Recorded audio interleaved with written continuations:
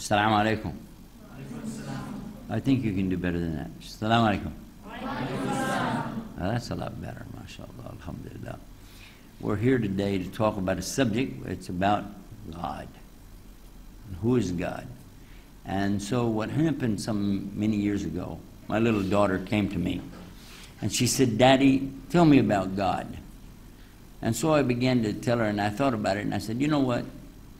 Let me go get a tape recorder and I'll make a program about it." So I got the tape recorder and put it on the kitchen table, and then she asked me questions, and then I would give her the answers. And we recorded it. Then we copied that tape and we gave it to many people. It was called "Daddy, Tell Me About God." And it became so popular they asked me to make another program about it.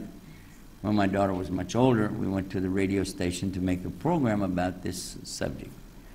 But she couldn't remember the questions, and I didn't really remember it either, so the program didn't come out that great. But the subject is always the same. People ask similar questions all the time. "Daddy, what do we really believe about God?" Now, imagine this could be asked to anybody. It could be asked to somebody who is a Christian or a Jew or Hindu or Buddhist. They could have many different religion, and still the children will ask the same question: what about God? And all the religions will tell you there's some kind of God. But then the child could start asking something really simple, but maybe there wouldn't be a simple answer for it. One of the questions people ask you when you talk about God, is there any proof? How do we know there really is a God? What's the proof? Creation. How? It cannot come by chance. It's a good point. He has a very good point. The creation is one of the biggest proofs. When you look at the whole entire universe and consider that it's way beyond our comprehension, we are not able to really understand everything in the universe. We don't know. It's too big. Where did it come from? Now, one of the tricks that some people will use when they want you to agree with them, to trick you, to make you go along with their idea, is to use things that they know are confusing to you. For instance, time. People use time as an example many times to make you confused. Because if you said, "Well, how long is a minute?" You say 60 seconds. That's easy. Well, what's a second? It's 1/60th of a minute. I don't know. It's about that long. There's another second. There's another second. And then they say to you, "Well, how long is a year?" That's easy. It's 365 days. And the sun calendar, how long in the moon calendar? 354 days. Okay. What's a day? Well, you're asking me these questions, making me crazy. And I'm going to ask you now, what's an eon? An eon? I don't know what's an eon. It's a very long, long, long, long, long time. And they say eons and eons.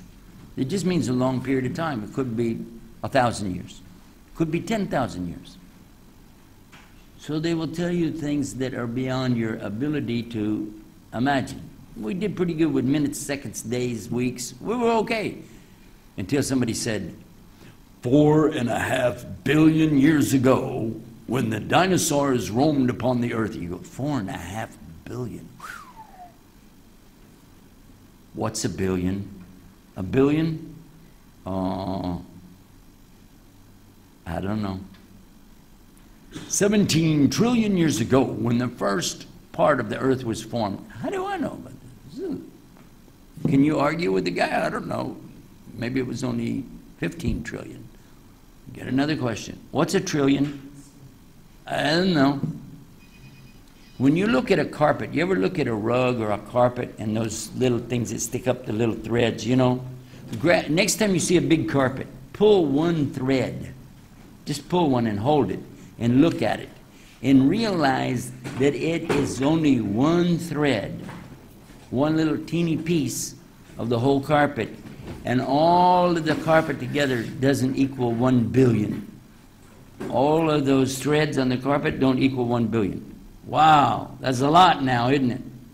Even if you're in a great big huge room and you pull out one piece of that carpet, it still is not 1/100000th.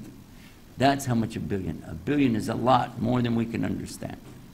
But when somebody says a trillion, that's like 1,000 times more than I know how to count, because I don't know how to count a billion either. Make sense? The other thing they will use is distance. How far are you away from me? 8 feet, 6 feet, something like that. How far is it to the door back there? 30 feet, maybe 35. I don't know. 10 meters. I don't know. Something like that. We'll measure it, huh? A mile, a meter. How about a light year? A light year? What's a light year? The distance light will travel in a year. What? Light travels very fast. You know sound travels slower than light. Sound travels around 760 feet a second or something like that. That's why if you ever saw somebody in the distance and they were hammering on something, you see them go boom, boom, boom. The hitting looks like it happens before the sound. Did you ever see that? This is because the light is traveling faster to you. You're seeing the action before you hear the sound. But it's still pretty fast, isn't it? I mean, you know, even when something happens all the way around the world, because I've been on the cell phone with somebody and they're on the other side of the world from me and I'm talking to them and something happens, it's still only a couple seconds from what I actually heard. Have you ever watched TV when they have those newscasters on another part of the world and the person's standing there like this and they say, well, tell us more about what's going on?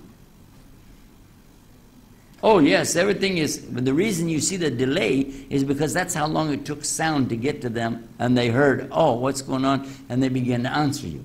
But that's on the opposite side of the world. The world is about 26,000 miles around, and many thousands of miles to the moon, many thousand miles to the sun, so many thousand, 93 million miles or something like that to go to the sun from here.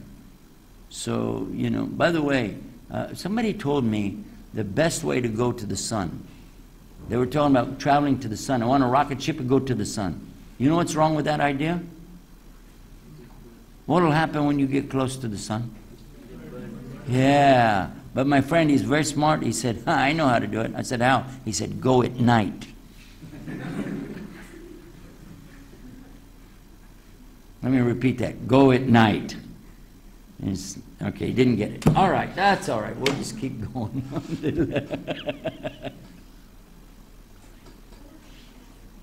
So what we're talking about is how people use things that you don't know how to measure to trick you. You don't know what's a billion. I don't know what's a trillion. We don't know what's light years. So when somebody tells you that 4.5 billion years ago, that the first human beings got changed out of being monkeys, I don't know how to argue with that, do you? Especially when he uses a lot of big words. Australopithecines. Huh? Now, Jurassic period we know now from the movie Jurassic Park. But even before that, we wouldn't know. Somebody said, in the Jurassic period, was it Jurassic? I don't know. But now we know it's a time period when certain types of dinosaurs lived, yeah? And then they talk about Neanderthal man. And they talk about a Neolite period. And they talk about this and that, and you're like, I don't know these words. And they wear a nice suit, so when they tell you all this stuff, you say, must be true. Huh? He's a professor, he's a scientist, he works in a laboratory, he has lots of knowledge, he has a lot of paper hanging on the wall. He graduated from this and that, and he has more degrees over there, some more degrees over there. Would you like to know how to get a lot of degrees? Would anybody here like to have some degrees? I can tell you how you can get a whole lot of degrees real easy. Go to the drugstore and buy a thermometer. It has all kinds of degrees. You could laugh a little louder, you know. The microphone didn't pick that up. A lot of degrees on a thermometer. That's much better. We can paste it in.